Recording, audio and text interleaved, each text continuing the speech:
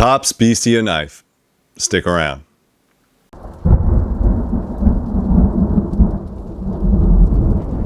Hey guys, welcome back to the channel. Welcome back to Three Rivers Survival. So today what I have for you is another Tops knife. This thing is a beast. It's called the Bestia, all right? Very, very large chopping blade.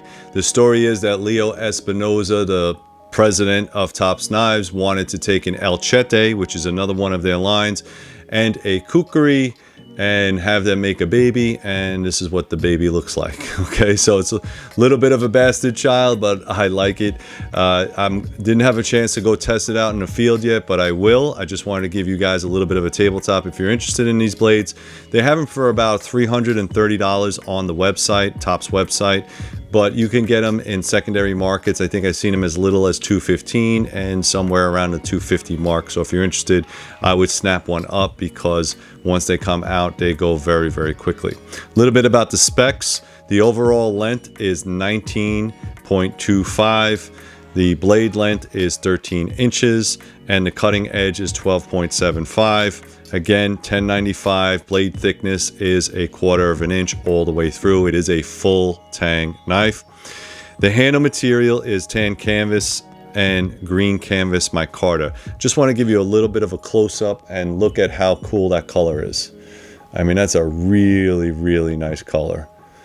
Really nice, really stout handle, and we're going to talk a little bit about that when we drop the camera. All right, the weight of this knife is 31.5 ounces, so it is a heavy duty knife. And again, if you throw in the sheath, it's going to be 42 ounces. So the black Kydex sheath is outstanding, very, very well done. I'm glad to see that Tops is doing a lot of work with Kydex and not just that ballistic nylon. It is a Dangler style, and I'll show this to you a little bit later. All right, so let's drop the camera and let's get into it. All right, guys, most of Tops knives are going to come in some type of plastic bag. No big deal, never really bothered me before. You're also going to get these blue certificate of manufacture and authenticity. They used to sign these all the time. They don't sign them anymore. I have a pile of these in my desk, but again, it's available if you want them. They will also come with a whistle. Some of the whistles that I've been getting are round. This one is flat, and again, that's just the way they do it. We'll talk a little bit about the sheath first. The sheath itself is Kydex. It's very, very well done. It does come with a dangler and the leather belt keeper, which is nice. Now, the way this works is you got to be very careful as you put this in. You kind of want to slide it in from the top and then bring it down and snap it in. Okay, once it's snapped in, it has pretty good retention, but what you want to make sure is this is a directional button, so you just can't push it on top. All right, it's not going to work. You have to actually push it from the back forward, and then to release the knife, you have to pull it back and then this way. All right, so if you try to push it directly on top, it's not going to work. All right, another thing is, like I said, it has a very large D-ring loop here, and it is leather, and it will allow you to swing. And it does have a snap, a button snap right here, so you can take it on and off your belt. I don't know if this will fit a tech lock or anything like that. This being such a large knife, I would suggest a dangler, or again, just throw it in your pack and use it as an axe. All right, guys, so as you can see, the dangler itself works pretty good. Jumping around, doesn't flop around, doesn't make any type of noise, which is good. Again, if I wanted to take this knife out, I would have to lift up and then pull it out. All right, very, very easy to do. Again, make sure that when you put it back in, you're very careful with it. It snaps in, and then you're gonna have to bring over the snap and then pull it in that way. All right, also with this belt loop, all right, this is, like I said, this is a 42-ounce blade, so it's not going to be light. What you need to do is make sure you have a good enough belt. I suggest Core belts. They're also another brand that I use, excellent for this type of stuff. What you can do is snap it off, take the blade off if you want. You could leave this hanging, or you can take it off altogether, and then when you're ready to go back to work, you just snap this in and you're good to go.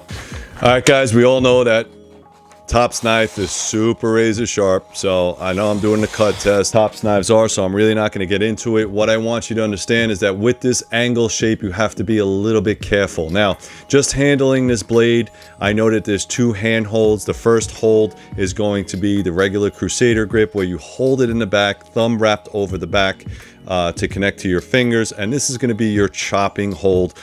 If you had a lanyard on here, I highly recommend that you put one on there, some 550 cord. You have two spots for it, and then that's going to be for your chopping. And ideally, that's probably what you're going to use most of this for. It does have a finger groove. If you wanted to choke back up, you can, and try to do a little bit of small tasks. Again, I know a lot of people say that, but with something that's this heavy, it's probably not going to be very comfortable. You might want to pair it up with a smaller knife. That's what I would do. The handle itself is very, very comfortable. The colors are outstanding. It does have bow drill divots on both sides, which is really nice. And then on the back edge, it is exposed because this is a full tang knife. You can actually use it to break oyster shells or rocks or break open crates. So I like that that's exposed. And again, there's really no hot spots on this knife at all. So I like that. The blade grind itself is a high saber grind. Now, a lot of people would say it's a flat grind, and for the most part it is. But the blade grind stops here. It stops about almost a ½ inch all the way up and all the way down the blade. All right, and what that's for is for splitting. If you have a full flat grind, it's a little bit harder. It gets stuck in the wood. So what you want is you want that wood to break away, which is why I believe they did that. It is a chopping knife. The blade edge itself, or the blade tip itself, is more of a sheep's foot, which is very nice. I don't have a problem with that, or reverse tanto, or Warncliffe, if you will. There is no opposable point, so this is not for stabbing in any way. It's mostly for chopping. Now, what's ideal about this is that you're getting a lot of inertia, or a lot of force to pull down on the wood that you're trying to break. However, the way the hand is situated, as you can see here, the blade tip will hit the bottom of your piece of wood or whatever you're trying to top before your hand does. So if I had a piece of wood that's right here and I'm chopping, or batoning, be advised that this is going to hit first. Now again, if you said I wanted to use this part for baton, that's great, but now look at my hand position. My hand position is going to hit the ground first, all right?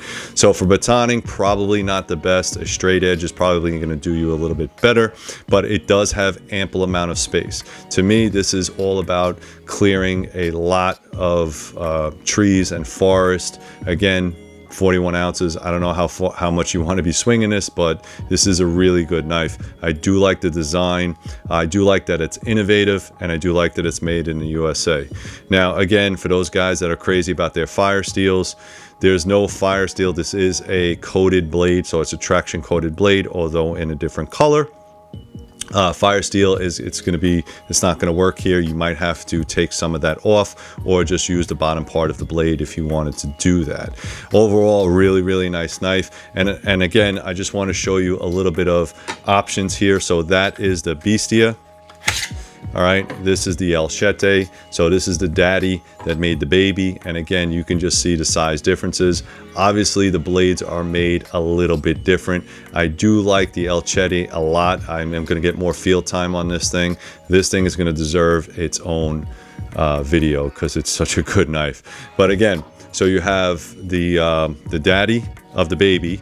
All right, so that's pretty nice. Also, a couple options here, and this is just something I wanted to show you for the color option, or the new traction coating. All right, the Kuma Takri 3.5 also comes in that color, which is nice.